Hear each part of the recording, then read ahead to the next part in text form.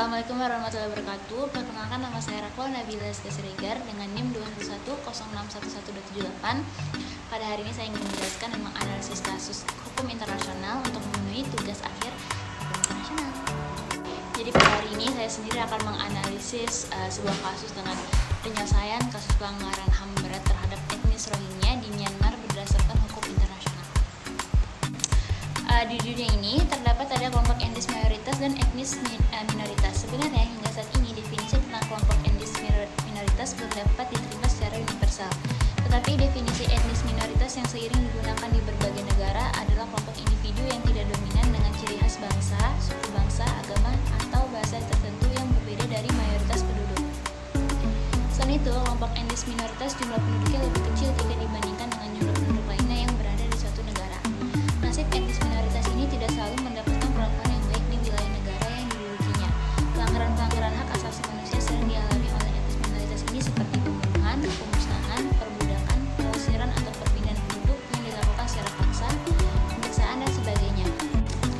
Seiring dengan perkembangan yang terjadi, salah satunya di negara Myanmar. Negara Myanmar atau disebut sebagai Burma adalah negara yang terletak di Asia Tenggara dengan luas wilayah 678.500 km. Negara ini adalah negara berkembang. Berdasarkan pada data tahun 2006, negara ini memiliki populasi penduduk dengan jumlah 51 jiwa. Konflik yang terjadi pada etnis Rohingya merupakan konflik yang didasari karena adanya tindakan diskriminasi terhadap perbedaan jenis dan agama, sehingga etnis Rohingya tidak diakui keberadaannya sebagai keluarga negara Myanmar. Hal ini terbukti dengan dikeluarkannya peraturan keluarga Myanmar atau Burma Law 1982. Myanmar menghapus Rohingya dari daftar 8 etnis utama, yaitu Kachin, Karenni, Chin, Mon, Arakan, Shan, dan dari 135 kelompok etnis kecil lainnya. Sebelumnya, etnis Rohingya adalah kelompok etnis yang beragama Islam. Jumlah penduduk dari etnis tersebut kecil jika dibandingkan dengan kelompok etnis yang menduduki negara Myanmar yang lainnya. Atau dengan kata lain, etnis ini termasuk kelompok etnis minoritas di Myanmar. Presiden Myanmar, Thein Sein, melakukan pengusiran pada etnis ini dengan mengatakan dalam forum internasional bahwa Rohingya are not our people and we have no duty to protect them. Presiden Thein Sein menginginkan etnis Rohingya dikelola oleh UNHCR atau United Nations High Commissioner of Refugees atau ditampung di negara ketiga. Selain itu, Presiden menyebut etnis Rohingya diarahkan sebagai a threat to national security. Pernyataan yang dilakukan oleh Presiden berdampak buruk bagi para etnis Rohingya yang tidak hanya berasal dari pemerintah saja, tapi juga dari masyarakat Myanmar. Konflik tersebut dibiarkan oleh pemerintah Myanmar untuk melegalisir tindakan pemerintah Myanmar mengusir etnis Rohingya dari negara Myanmar dan memusnahkan kelompok tersebut dari Arakan. Akibat adanya perlakuan tersebut, etnis Rohingya mengungsi ke negara lain guna mendapatkan penghidupan yang lebih baik atau untuk menghindari perlakuan buruk yang diterima, dan sebagian tetap berada di Myanmar di wilayah pengungsian.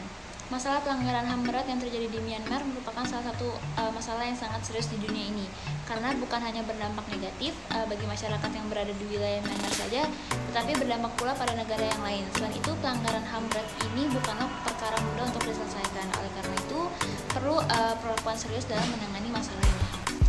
Penyelesaian kasus dalam hukum internasional dapat ditempuh melalui dua mekanisme, yaitu mekanisme diplomatik dan mekanisme hukum. Mekanisme diplomatik ditempuh dengan cara damai di antara para pihak yang bersengketa.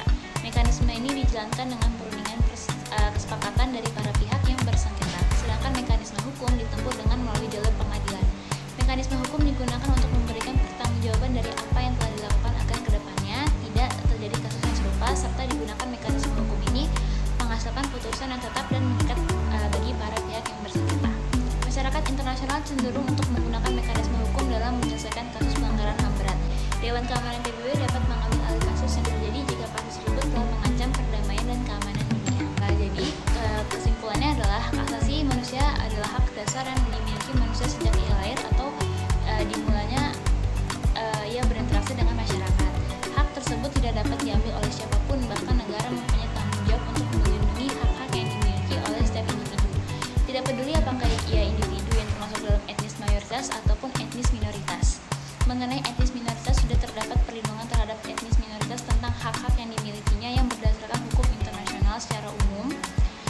diatur dalam instrumen-instrumen internasional.